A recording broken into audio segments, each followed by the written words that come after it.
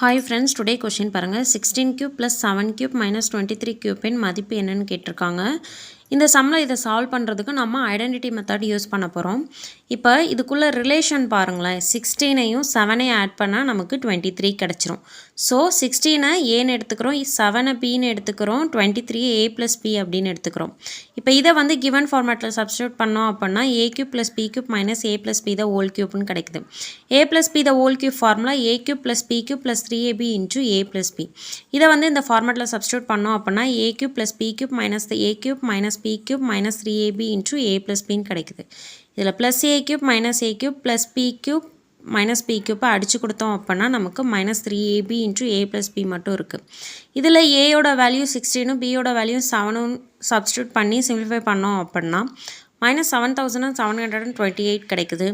So option A தான் கரெக்டான answer. Thank you.